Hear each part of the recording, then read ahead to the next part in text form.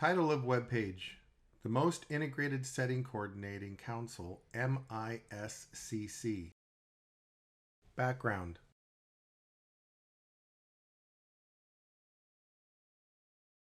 in its 1999 Olmsted v. LC decision, the U.S. Supreme Court ruled that the Americans with Disabilities Act, or ADA, creates an obligation for states to provide services to individuals with disabilities in the most integrated setting appropriate to their needs.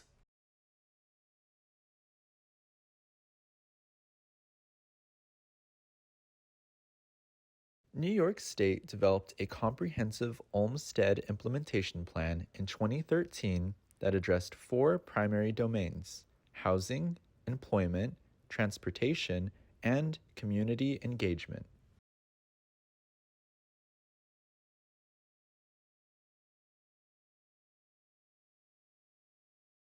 New York's Olmsted Implementation Plan affirmed the state's position as a national leader related to the rights of individuals with disabilities.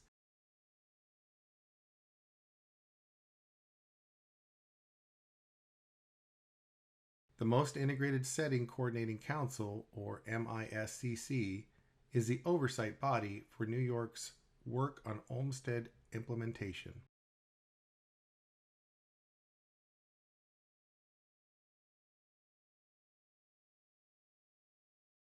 Most Integrated Setting Coordinating Council. The Most Integrated Setting Coordinating Council, or MISCC, was established by Chapter 551 of the Laws of 2002.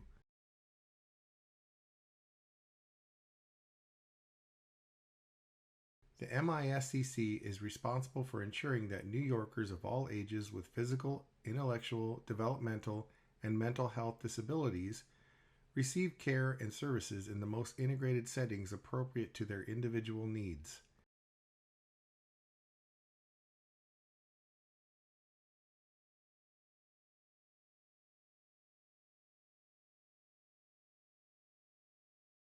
Segregated settings include, but are not limited to, congregate settings only or mostly populated by people with disabilities,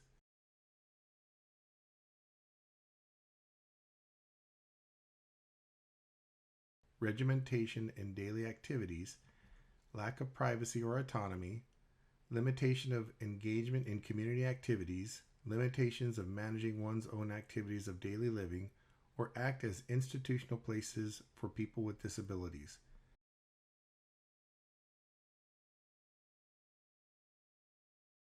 New York State's first Chief Disability Officer, Kim Hill Ridley, now leads the MISCC.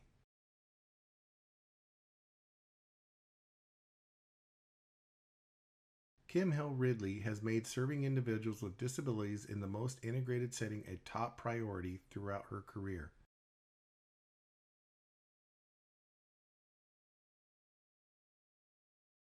The Council is a cross-systems partnership consisting of representatives from multiple state agencies and 9 appointed public representatives.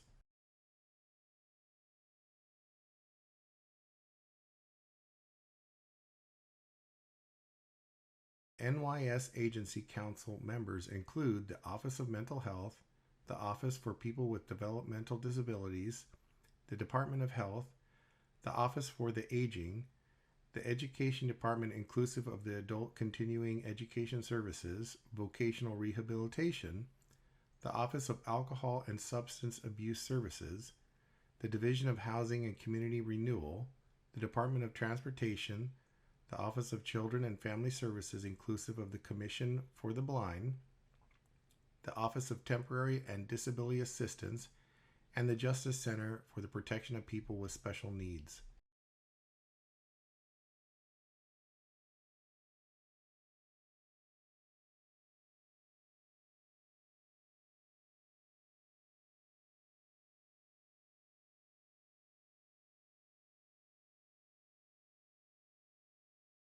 These agencies work with public advocates and community-based partners to ensure that all New Yorkers with disabilities are afforded the opportunity to live lives of inclusion where people live, work, travel, travel, and engage in their community.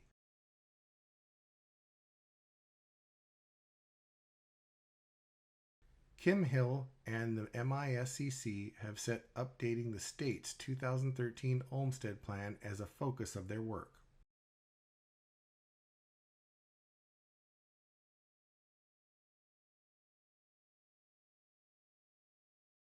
Documents.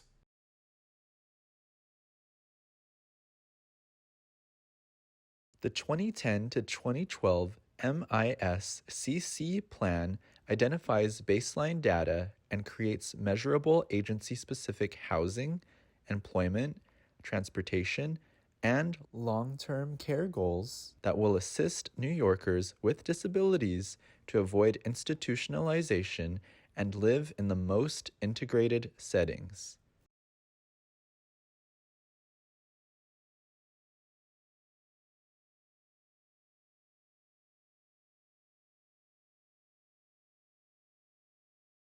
The MISCC Plan. Additional documents.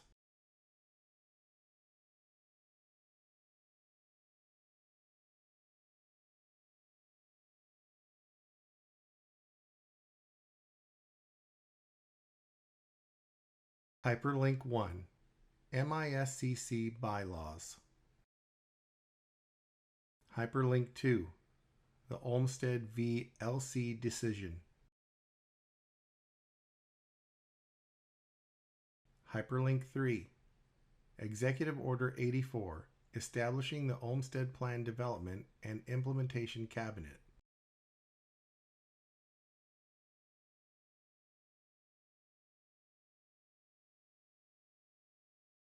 Success Stories.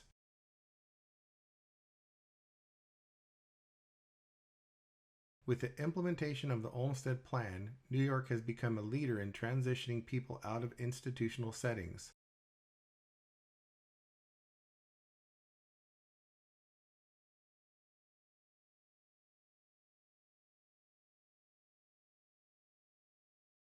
Their individual stories provide insight into how the Olmstead decision and New York's Olmstead Plan implementation have positively affected their lives.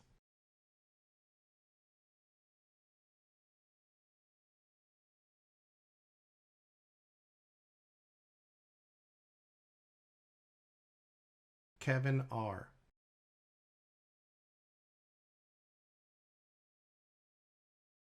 Kevin R. moved from a development center to a community residence in August of 2013.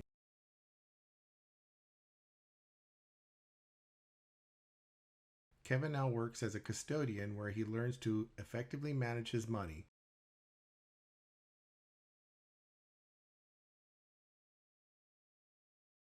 While living in a home, he has the responsibilities that accompany it, keeping the house clean, doing laundry, learning to cook,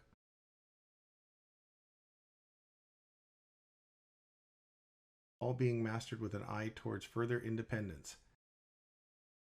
His mother, who he contacts once a week, says she has also noticed a change with his openness during conversations.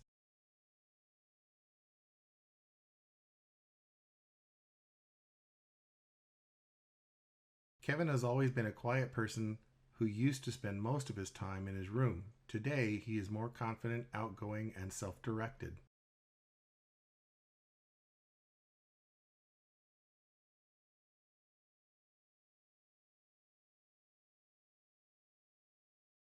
Mark T.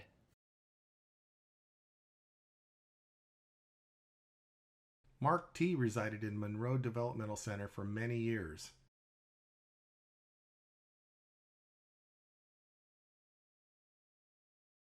While there, he had a difficult time staying healthy. He was not motivated to exercise or eat right despite several attempts to address his health and weight issues.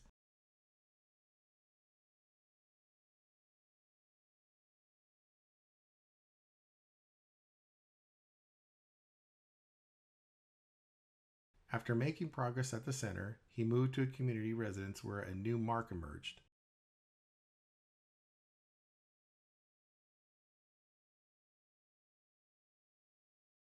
Today, he prepares a salad every day for lunch. He follows his own diet, walks, and maintains great health.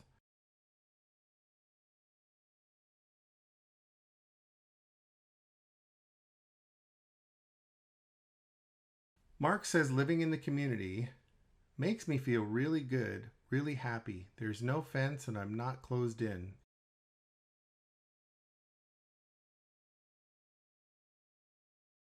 It is wide open and just trees.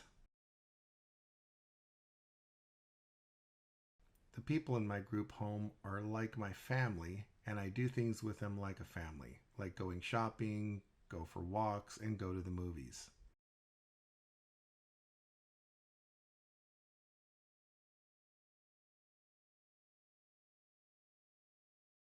Jeremy D.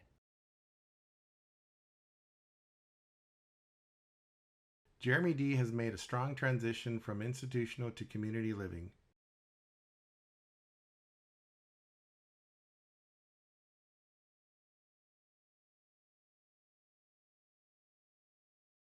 He budgets his own money, is eager to further his vocational experience, and someday would like a job in the community where he can apply his yard work skills.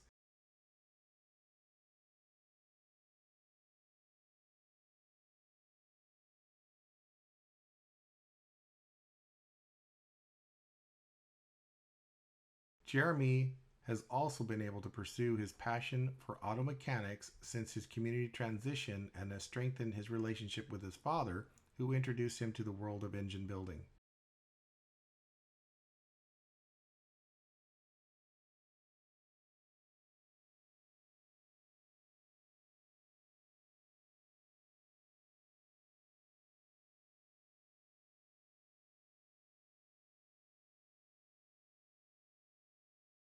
Contact.